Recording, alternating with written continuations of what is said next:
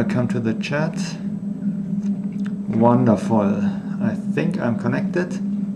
So, hi guys. Oh, maybe I should switch.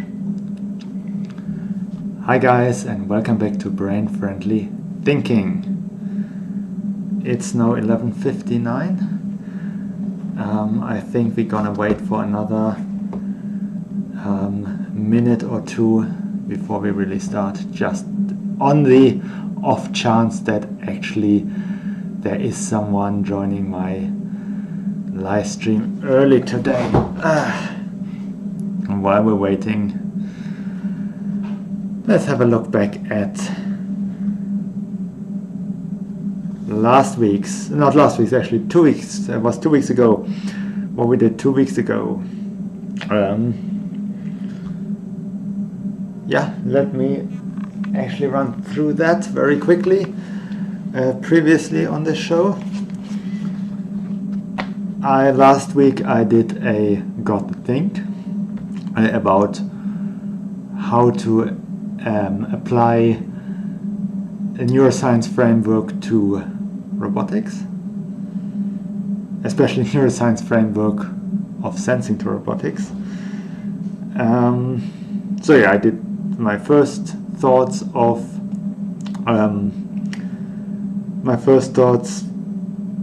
in an unstructured way, my second thoughts in an unstructured way, an ABC list to my second thought. ABC list for my first thoughts, and then I did some form of, I started off with CaGas and added a CaWa as well. And I found that there is a difference between understanding, or not a difference, but there's like two streams. You need to understand how how sensation works in the brain, be it the human brain or another brain, and you also, or then you need to convert this into tools that can be used actively for robotics. Good. And here's some explanation I did. This has all to do with, well, it actually got to do with several things. One thing I got to do with is what I did for my PhD. Essentially, how is that in focus? I believe that should be better. So one of them has to do with what I did for my PhD. You have the hand, you have the nerves of the hand. One of the main nerves that runs through your forearm, through your brain, is called the median nerve. The other one is the ulnar nerve. And they get transected or cut during traumatic injuries.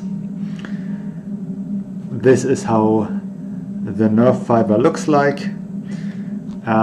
This is how we test touch with a little, what is called a monofilament. It's like a fishing line that bends at a predefined force. That's supposed to be a finger. And if they regrow, they don't regrow like before. These are the individual nerve fibers, but they can regrow. They can be cross-wired. It's called miswiring. This one here is a nerve cell. You have the cell body here, you have the axon, and then here at this end, this is where the synapses are, and the next nerve cell starts here. You measure the voltage across the membrane, a cell membrane, you get a reading, and you can see it's not continuous, but you get small bursts. And I have a first viewer, wonderful. Welcome. You get small bursts, and these are essentially, they're called spike trains because they come one after another, and then you have pauses, and then comes another spike train, and so on and so forth. So as you measure them, you can actually it's not really visualized, but you can make it audible, and then it's like brr, brr, brr, something like that. And finally, this is just what topology is. Converting a cup into a donut and back again, because really both of them only have a single hole. The hole in the cup itself is not a real hole, it's just where some of the material has been carved away.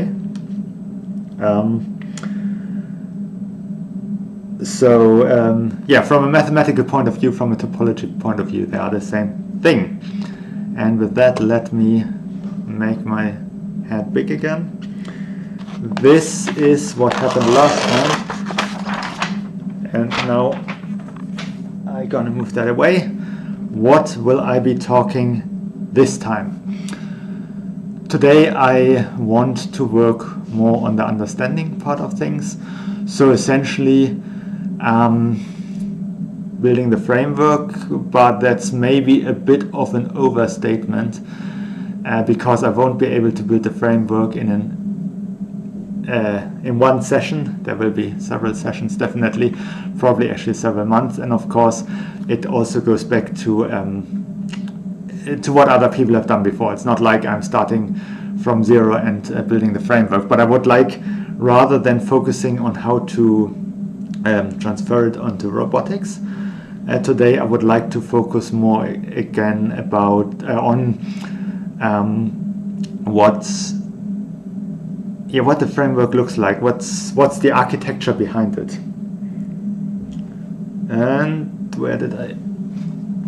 Here are my pens, and with that out of the way, I can show you my desk again. So today I'm gonna use, I'm planning to use two of my techniques. One of them is called, well, I shouldn't call them my techniques because I didn't develop either of them. I call them my techniques because these are the techniques, the tools that I'm using. So they are my techniques, my tools in that sense, but I'm not the developer of them, I'm just the user. Anyway, I'm using two of those tools, two of those techniques, simply to think through. I have certain things in my mind, I have certain images in my mind, and I already started putting them on paper, but now I want to do it again and see whether I can improve things, what are the things that are not yet very clear. So two things I'm going to use for that. One of them is the CaGas, and I'm going to tell you, or maybe you already know, depending on who's watching, but I will very briefly fresh up on what it is in a moment. And the second one is the Zettelkasten. So I still have lots of zettels that I haven't installed in the Zettelkasten yet. So I will be working with that and see whether I can add it to the framework. But first the CaGas. The CaGas stands, well, it doesn't really matter what it stands for. The G in CaGas stands for graphic, and that's what matters. Essentially, you're drawing little pictures, little diagrams to help you think, to capture the essence of the idea. And what I'll be using right now, and with that, let's just get into the meats and potatoes. I will use something from systems engineering. I call it an architecture, where I essentially have a diagram and I draw boxes that are connected.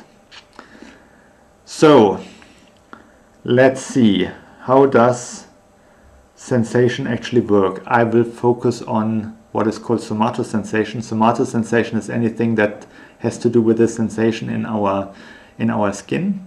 So touch, pain, heat and cold, all of those are called somatosensation. Somato is Latin, I believe, for body, anything bodily, nothing to do with vision, nothing to do with hearing.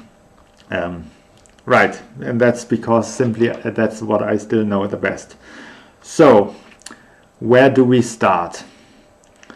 We start ideally at the, do I draw it at the top or the bottom? Let's draw it at the top, and I'd simply start with a box. And first thing I need to do, I hope this is big enough, we will see. First we start with a translation. This is of course partially what I already mentioned in my previous videos, and this is most certainly too small. So let me draw this again.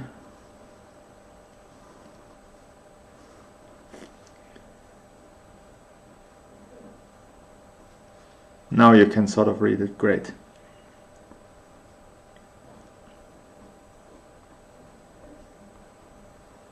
Translation. So this is partially what I already explained in some of my previous live streams. However, there is a value of thinking things through several times and in different words. Even though if you're watching it just for the content, it might be boring, but for the person who is doing the thinking, it's actually really valuable. Okay, what is the first translation that we have? The first translation we have is, well, we do have a physical stimulus, which essentially means if I'm touching, in this case myself, the skin gets transformed. But a skin transformation is not something that the brain can register. What actually happens is we have certain cells inside our skin, and as the skin gets deformed, these cells start to fire. And if I bring this back, then they give us these spike trains, because yeah, that's essentially the firing. It just sounds like that. You can visualize it like that. Okay. And by the way, you can actually see that this is the case because there are some conditions under which the nerve cells in certain patches of the skin, they can die, and then you don't feel anything anymore in that skin region. So you need a translation. You need a translation of, where did I put this? Let's say, what can I call this? Call this a, is that, I think this is big enough, yes. Physical deformation. And I'm not entirely certain. So I definitely need to connect this physical deformation with the translation. I will do it with a simple arrow. Pardon my German accent. With a simple arrow from physical deformation to translation. Thanks, Martian Coda. So, great. So we have a translation. At this point, the deformation has become a spike train, and really it has become several spike trains, because most likely it will activate several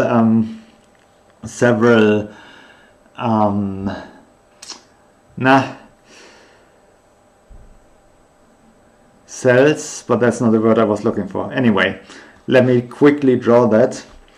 So if I draw the skin, essentially if we look at the individual receptive field, that was the word I was looking at. If we look at the receptive field of the individual receptor, we have, this is supposed to be our skin, this is the outer layer, and the skin is actually has several layers, and in some of those layers there are nerve cells, and then they have the axons, and as the whole thing gets deformed, this is noticed by the nerve cell, and it's sent the spike train. But if I can actually map the extent to which this cell is activated. And if I do it from the top, so essentially what I'm doing is I put, let me get my other one back from last time. So here's our axon. This is now an axon from the central nervous system, but it works the same way. You have essentially 2 electrodes with which you can measure the membrane potential, and then you can record the spike trains. And what you do is you can stick this into the arm of the participant. If you remember, there are 2 main nerve fibers that collect all of the nerves of the hand. I'm always talking about the hand because that's what I'm used to. That's what I did my PhD in. It works the same in other parts of the body, but there are 3 main nerve bundles. But for the palm of the hand, there are only 2, and I think you can sort of see that. If I flex my hand like this, you can see the two bones in my forearm, and between the 2 bones runs one nerve fiber called the median nerve, because it runs between the 2 bones, and on the outside there is another nerve fiber called the ulna, because that bone here is called the ulnar bone. And if I stick a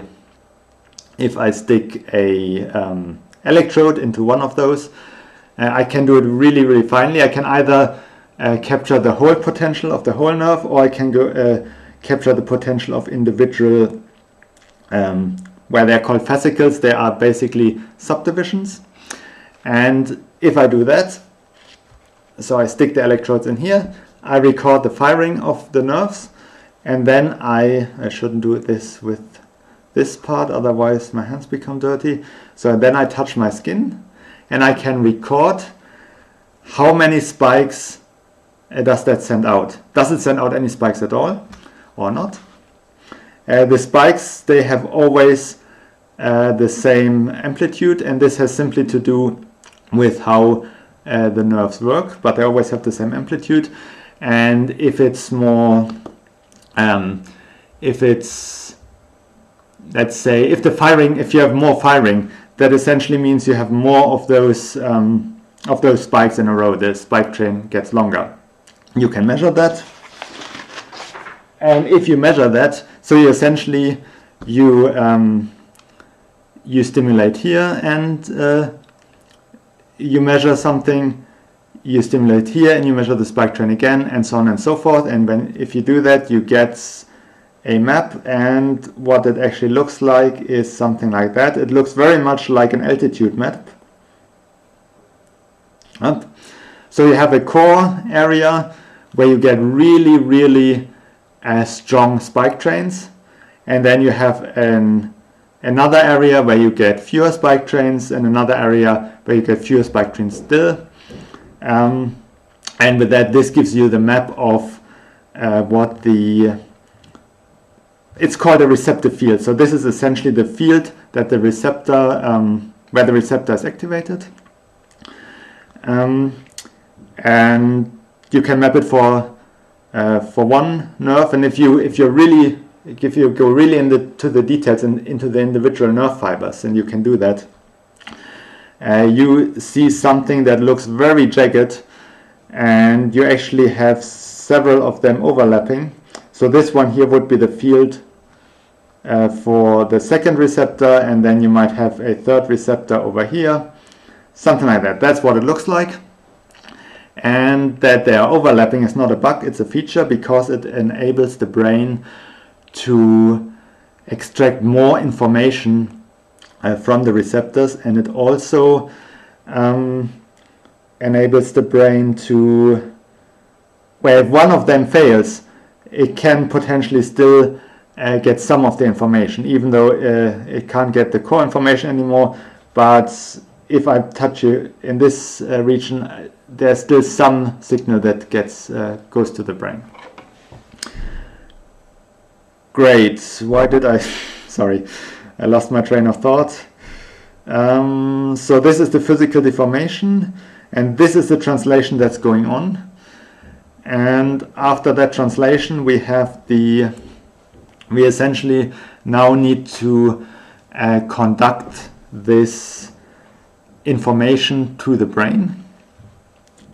So let me give you another. Okay, I think I'm focusing too much on the periphery.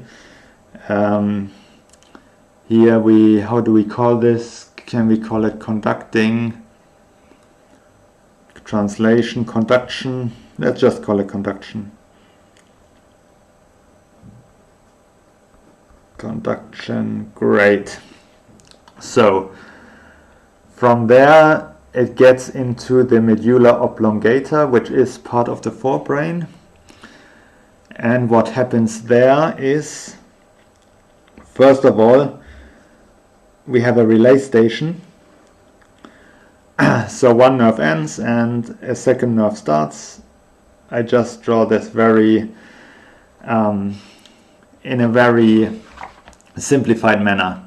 So this little arrowhead here means it's essentially going from one nerve to the other. However, as I said, there is not simply a single nerve, but whole nerve bundles that go to the brain, and they have overlapping receptive fields. So let me add this to the diagram. Here are other receptors from the skin, and they all run through the brain, and some of them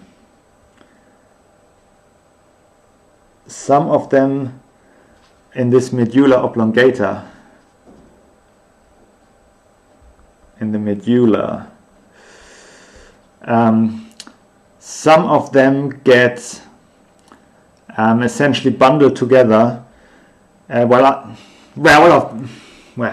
so essentially, let me draw something else here. So it's not just a relay station. It's not just that the information that comes from one nerve gets passed on as it is, but several nerves, they are bundled together, and then this is essentially now a composite signal from several nerves. Great. So how can I do that? Can I say summation? Can I say bundling? What's the best word here? A summary? That's not really it. I think there is a term from information science that I can't remember at this point, which is much better. But let me say.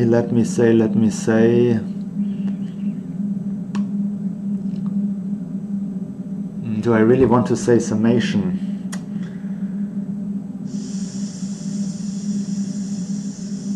Summation. Let's call it summation for now. We can always change it later. And this is actually one of the great things why it's so important to think about the same thing several times. Because next time I might think of a much better way, or of a much better name for this. Okay, we have a summation, which is technically also a translation. I could call it translation actually, now that I think about it. Let me write it next to a translation so I don't forget. Translation. Great, and then from there it goes on to the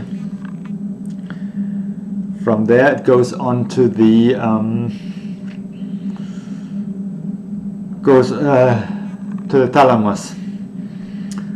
What does the thalamus do? That is something I should probably read up more on. But the thalamus is another relay station essentially. And maybe this time I just say translation. Although, yeah, sorry, my writing gets smaller again. This time I just call it translation, but there is a very important thing. From the thalamus, it then goes to the cortex. The cortex is the outer layer of the brain.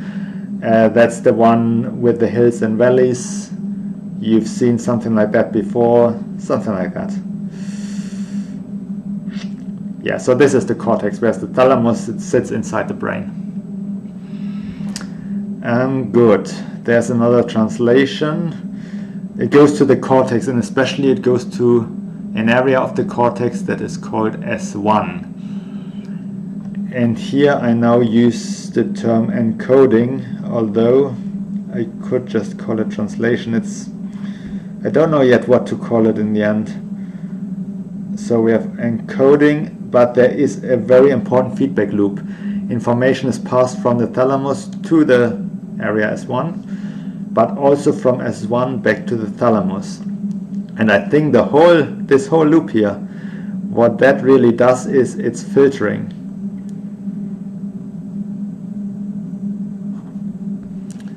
This is a filtering loop, and it helps the brain to focus on specific stimuli. You can imagine we are always, of course, feeling a lot of things, but we're not aware of them. Like we're feeling maybe a brush of air, but that's not important to us right now, unless we specifically want to feel air. If we this is the whole thing about the whole processing in the brain, or which is different from robots. It's all so context dependent. If we are looking for, maybe we are interested in whether there is any wind coming in through the windows. Is the window not quite well insulating, or then we want to feel that breath of air, and then it suddenly becomes important. But if you're doing something else, like if I'm writing, then a brush of air on my skin is not important, so it's filtered out, and instead my brain wants to focus on the information it gets from how tightly I grip the pen. And so this is one way that the brain does this filtering. I don't say this is the only way it does the filtering, but this is one way it does the filtering. So here we have a translation, and maybe I should say filtering instead of translation. So we have the encoding, and this is the architecture so far. So you can already see I'm using several different types of CaGas. Here I'm using the more pictorial variant, although it is not very beautiful, but it's functional, and that's the most important thing. And here I'm on a much more abstract level. So now comes the actual interesting bit. What happens in the brain after this first encoding? And for that,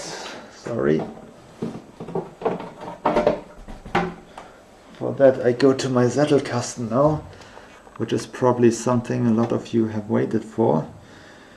And it's in one system, not systems theory, but I believe it's in self-organization, or it is in systems control. It's probably in systems control actually. So let's go to 1.4, 1.3. This is sound. What is system? Oh no, system control is something else. It's 1.3 self-organization, and it should be 1.3 B. Sorry, let me move that so you can see a little bit what I'm doing. Touch, good. And here in touch, I'm looking for one specific zettel.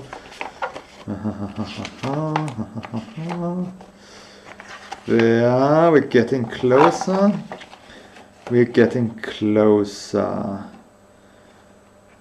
Distortion of spatial touch. That's not what I want. Here is one of them, great. So let me turn this around. But that's not the only one I want. Here is a second one, awesome. And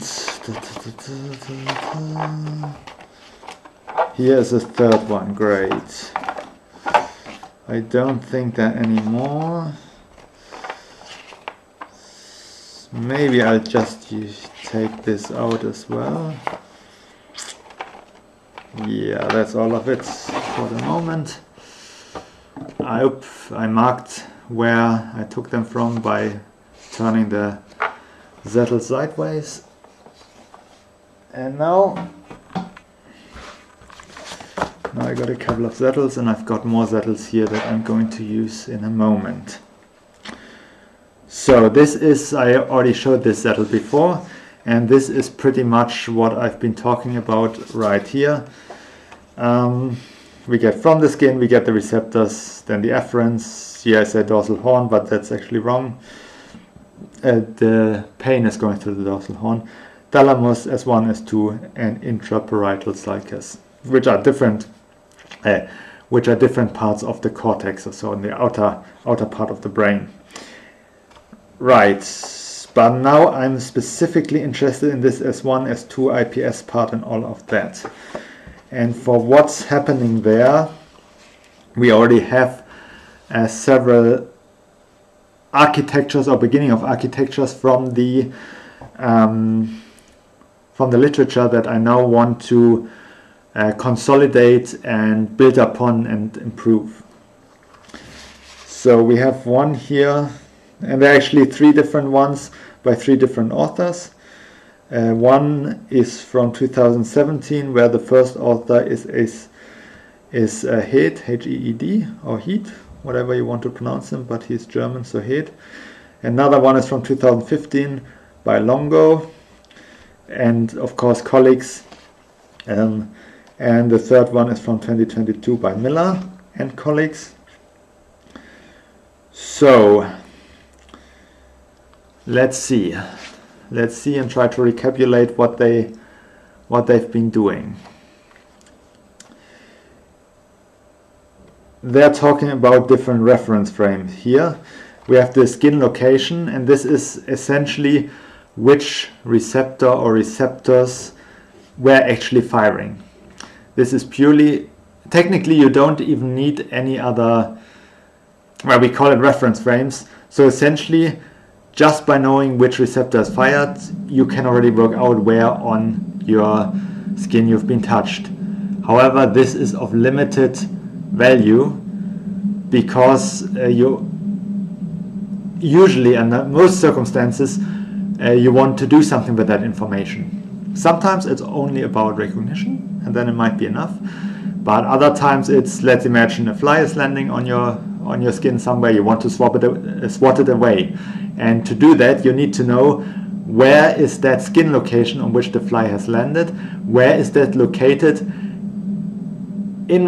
or relative to other parts of my body. In this case, especially if I say it's the left hand, where is it located in reference to the right hand? Because otherwise, how do I know how I need to move my right hand in order to swat the fly away? But if we're just thinking about which receptors have fired, this is called the skin-based reference frame. And this is what it says here: skin location, skin-based reference frame. The second one is posture, hand and arm posture. So this is essentially, I need to know where in relation to the rest of my body my hand is located. We also have a visual information, that is very important. And if I'm looking at my hand, again, this is a special, depending on where my eyes are in relation to my hand looks different. Usually we don't realize that because our brain is smart enough to adjust for that, and the hand looks the same no matter whether no matter the angle of the hand or how far away it is, how close, and so on. However, if you want to be good at drawing or painting, this is one of the things you need to learn. You need to learn to override what your brain is telling you, what it's seeing and what it's actually seeing. So that, because with different orientation, the sizes are slightly different, and the deformation is slightly different. But this is now the visual reference frame. That's what I'm seeing. So we have that as another one, which is, by the way, a completely different pathway. Instead of going through the skin, it's naturally going through the eye. but then it also goes via the, I can't remember right now which part of the lower brain it's going through, whether it's also going through the medulla. It's definitely going through the thalamus as well. And then it's going to another part of the brain.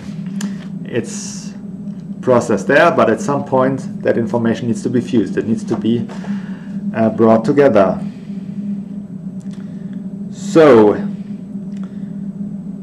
and this is now in a very abstract way, it's now saying what it's going to do. So what they are proposing based on their experiments is we have that skin location, we have the posture information, and from that we construct an external reference frame. That means this is, for instance, a gaze-controlled one. In effect, this is one of the things. Our brain probably has several different reference frames for several different use cases that it's maintaining at the same time. We have a reference frame. Here it's called a hand-centered reference frame. That means in relationship to the whole hand.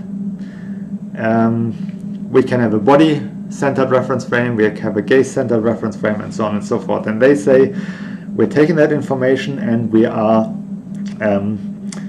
adding this together. So we're translating one reference frame into another reference frame. And then we're taking that information again. And notice, by the way, that according to their model, which needs to be validated, of course, the information from the skin, so which receptor was actually active, flows via several different pathways. Once it's combined with posture information for an external reference frame, and once there is a parallel path that is also pursued further.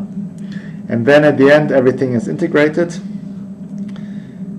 Also the ones that have been remapped, so they have, this would be a remapped frame, this is the original one, this is the original one, and now they're remapped into a different reference frame. And it takes all that information together, again, with a big caveat, this is still an active area of research. It might be different, it will certainly be different in the details, but it might be different in principle already.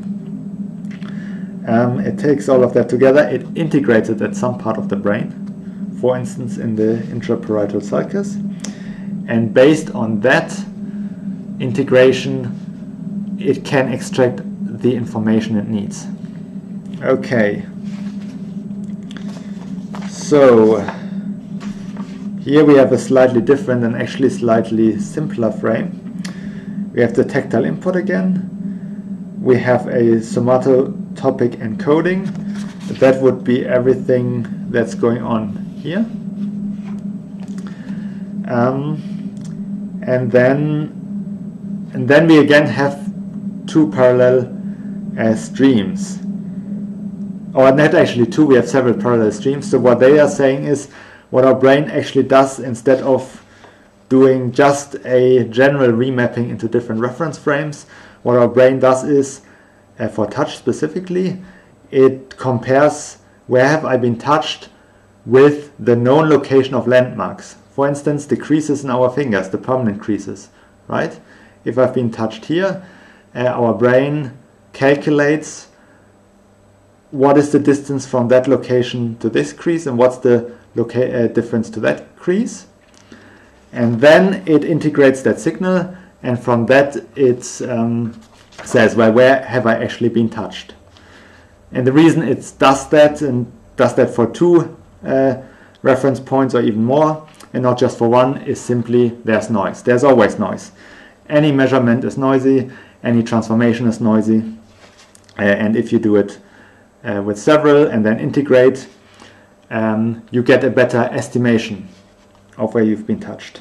Yeah, and this is the same thing, just a different spot on the body. So this is on the forearm with respect to the wrist with respect to the elbow.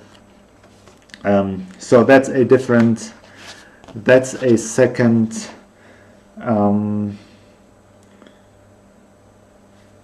architecture. And then the third one, here we have our inputs, tactile afferents, proprioceptive afferents, afferent commands. Right, so, okay, so here it was already, these authors, they have already grouped them. So here we have the inputs, we have what our sensors measure. We also have the, by the way, we not only have receptors for touch, we also have receptors in our joints that tell us how far extended or contracted the joints are. We have, actually not here, the muscles are here. We have receptors in our muscles that tell us how contracted or relaxed the muscle is. And they are all called proprioception. Proprio means self. And of course we know the command that the motor part of the pathway has given to the hand. So these are the inputs, and based on that, again, we have some sort of remapping here. We have a superficial schema, which I believe, if I'm not mistaken, should mean the same as the skin location here. They just called it superficial schema, they called it skin location. And from that we get the somatic location of touch. That would be this arrow here. Here we have a postural schema. Again, they have the posture here. And here we have a model of the body size and shape. For that we have a spatial location of the body and spatial location of touch. So this is comparatively similar to that model here. Just in a bit more detail what's actually happening. Right. Cool. So, and that is now what I need to somehow unite and work out. Cool. Let me go back through those zettels, and because I think there are some zettels here that are relevant as well. Limits of tactile short-term memory. Okay, let me start to cluster the zettels. This one has to do with that is actually context dependent. Limits of tactile short-term memory. Gallas et al. Investigate limits of tactile memory short-term by stimulating the hand. Blah blah. Yeah, so this is they stimulated the hand several locations at the same time, and there was a limit, actually quite low limit, I believe, maximum 3 or 4 stimulation at the same time. Cool, that is absolutely not what I want right now. That is also not what I want. Nope. These are take to memory types, but that's also not what I want.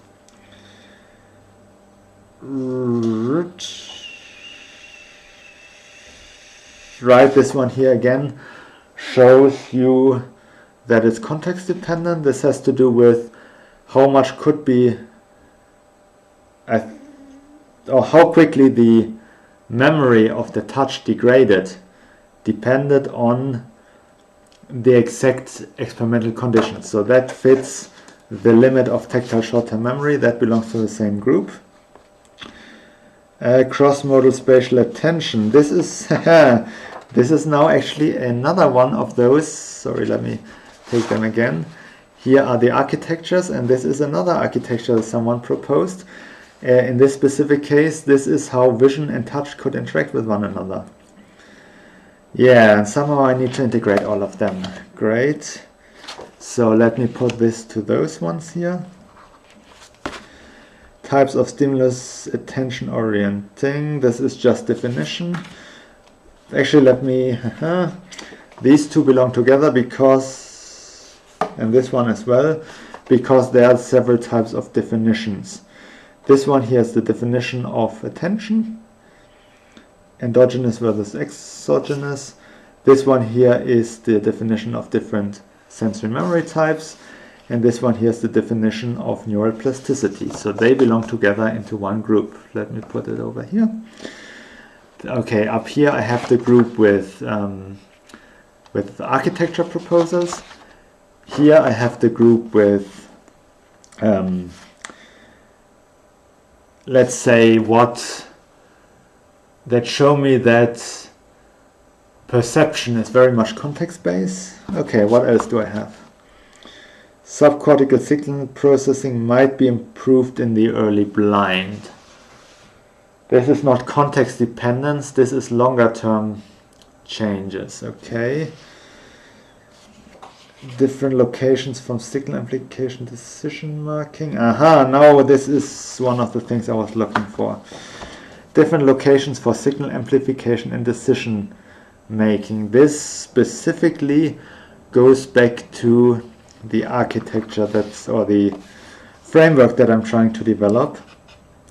And this helps us to essentially say it essentially helps us to assign a function to a specific physical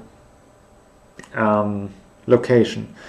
Because if you look at this, what all of that does is, these are all functions. They're talking about skin locations, visual information, they're integrating them again. Same here. Here they're comparing that to landmarks and then they're integrating it. But this is all function. This is all what is actually done with the information. It still doesn't tell us where in the brain does this happen. Because in the brain we have the receptors in the skin,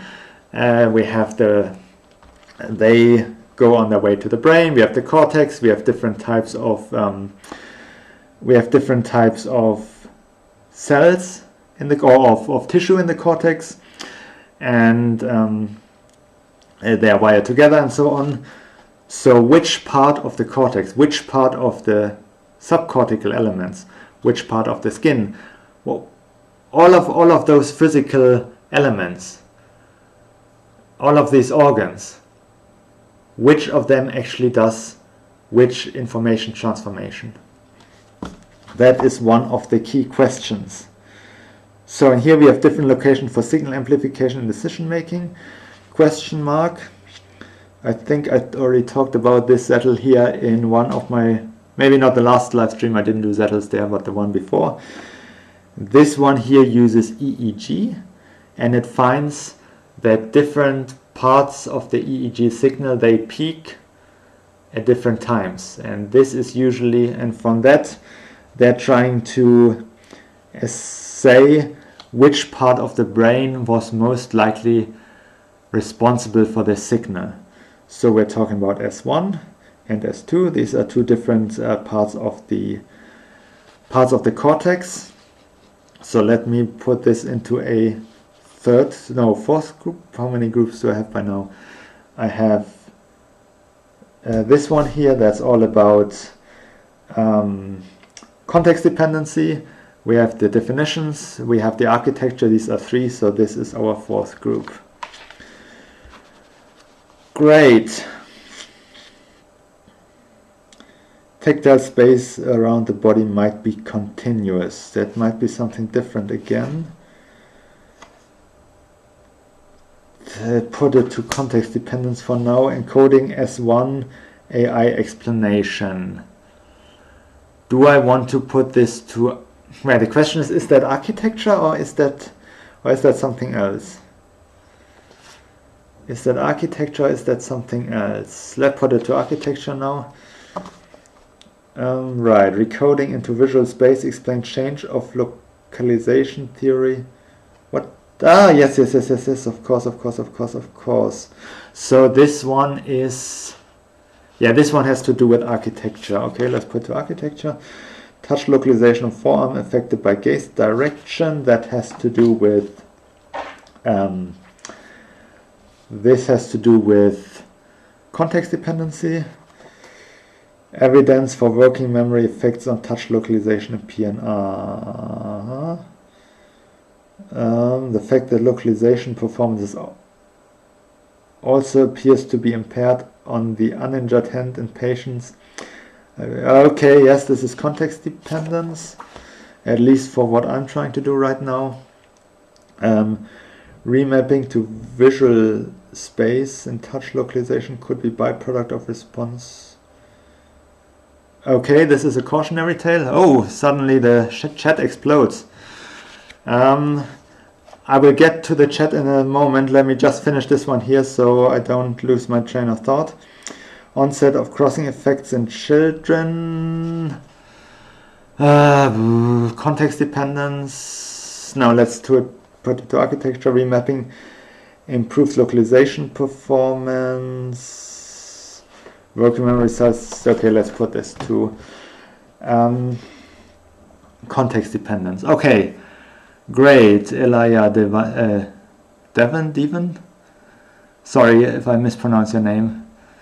I'm great. And my line of work, I'm a bit of a border crosser. I studied mechanical engineering, worked as a systems engineer in the automotive industry, and then moved to neuroscience. And that's where I want to stay. Well, neuroscience, or moving the neuroscience inputs to robotics. Great. Please explain what CaGas thinking is. Yes, I can do that again. So the CaGas thinking. So actually we only got about 9 minutes left. So let's step back a little bit and say what you also study mechanical engineering. Great. So, and let's say what I've been doing and how I've been using my again, they are not my tools and techniques in the sense that I develop them. They are my tools and techniques in the way that I use them on a regular basis and that I talked about in my videos.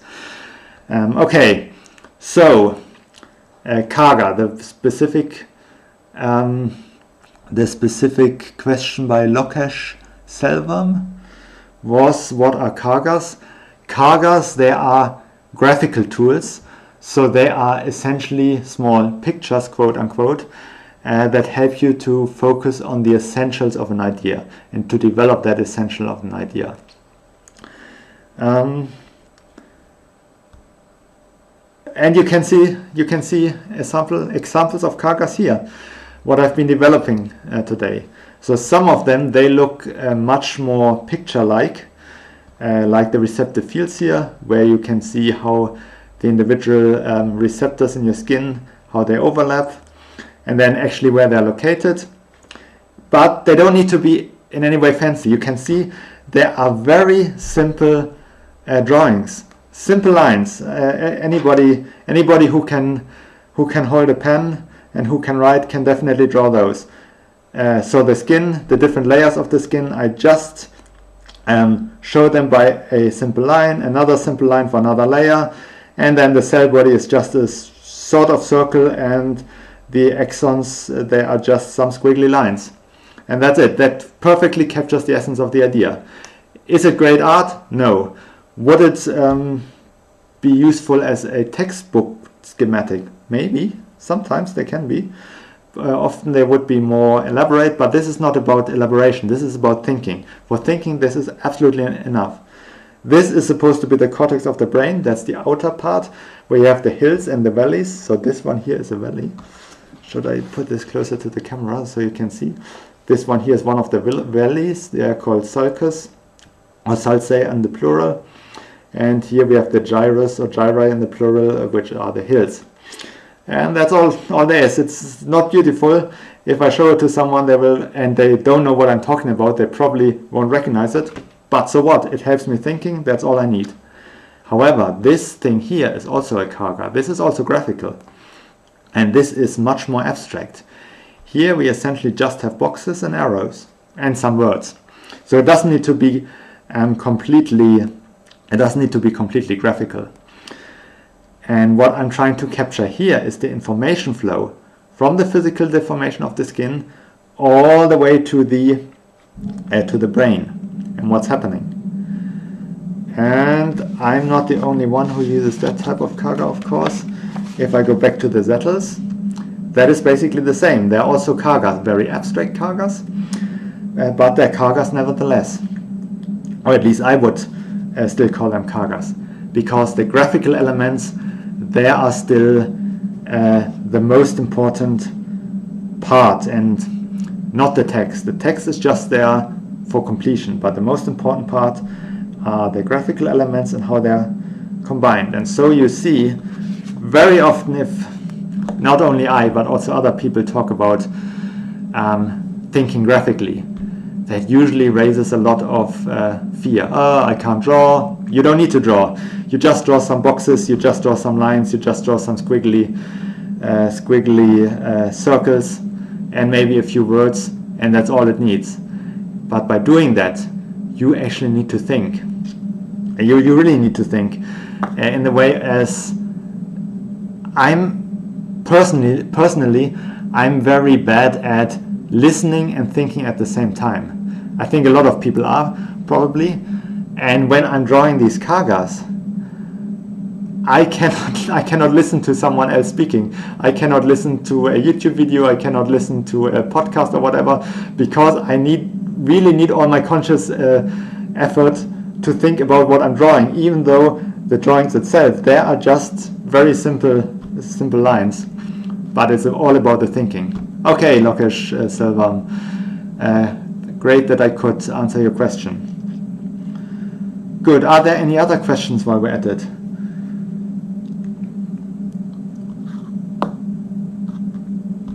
Well,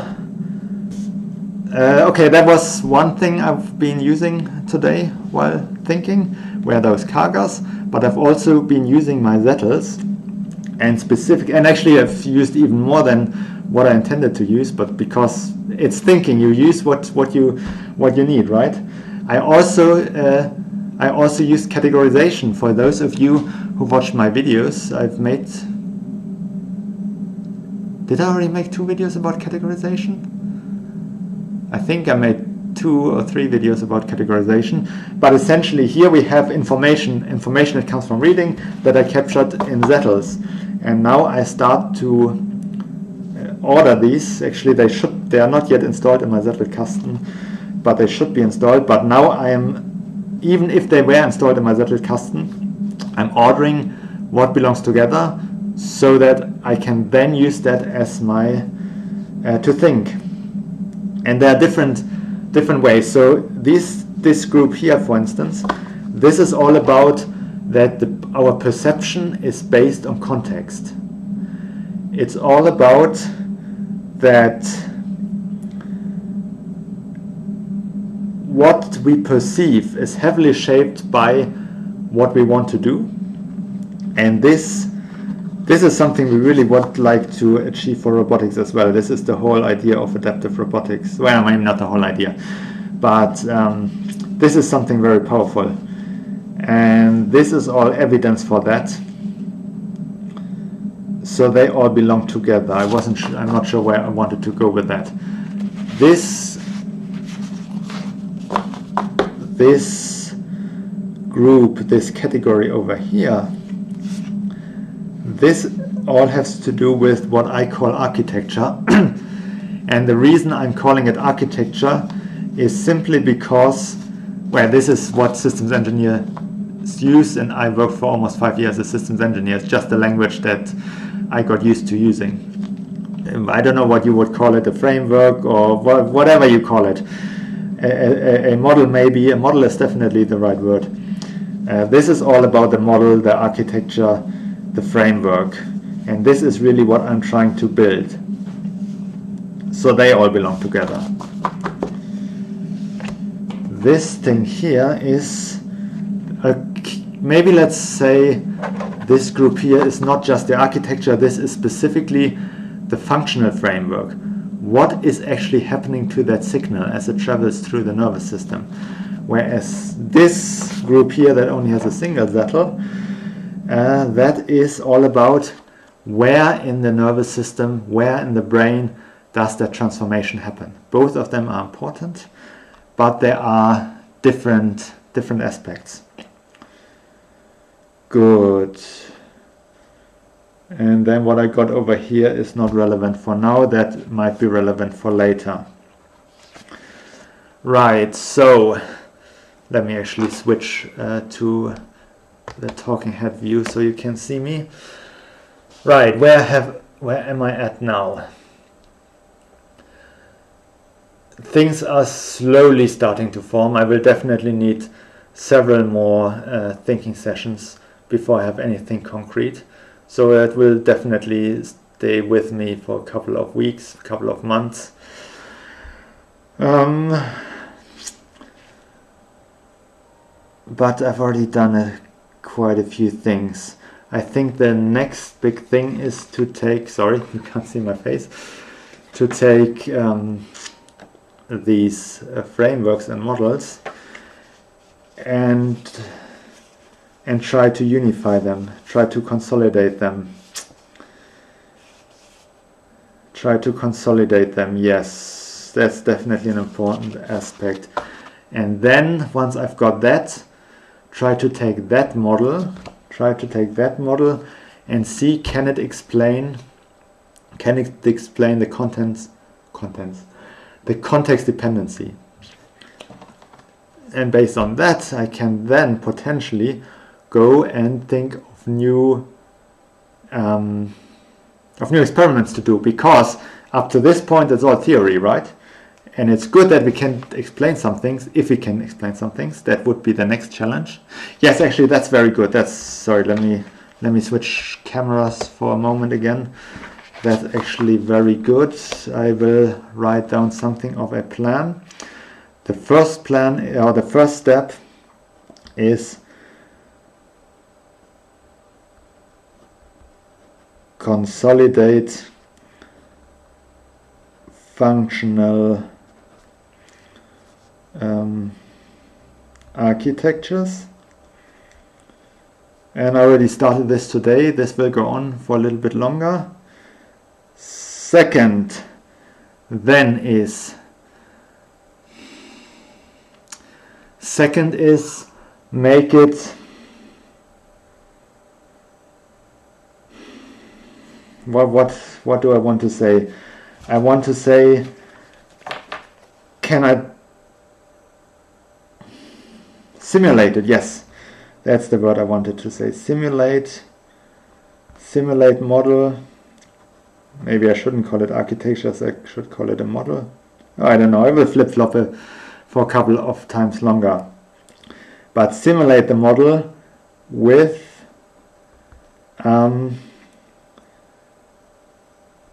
established, sorry if you can't read this very well, simulate model with established research results. If I put this into a simulation, do I get the results that have already been reported in literature? And this is part of the validation. So the first thing is to get the model, but the model itself is, I don't want to say a comparatively easy task, but it is just one step of the process. We then need to validate it. Just because it's a beautiful model doesn't mean it's true. And simulating the results we already have, this is part of the validation. Then the next thing is assign function to physical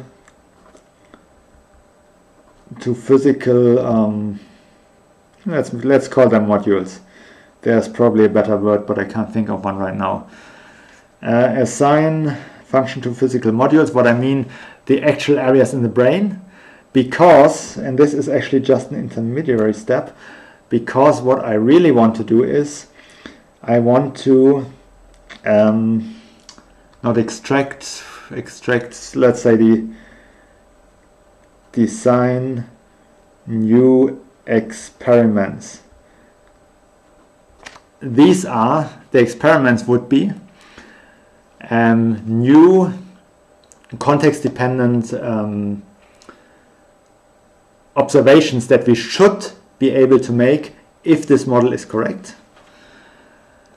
Actually, I still got that. So, and then if our model is correct, we say, but that means that in this experiment, certain areas of the brain must be more active than usual or less active. And then we can go and say and see, is that the case, yes or no? And with that, we can again validate our model, or more likely, we see that our model doesn't yet, capture the reality very well. It should capture reality up to a certain extent, but it won't capture the reality very well just yet. That's nothing bad. This is just that's just research. That's just business as usual.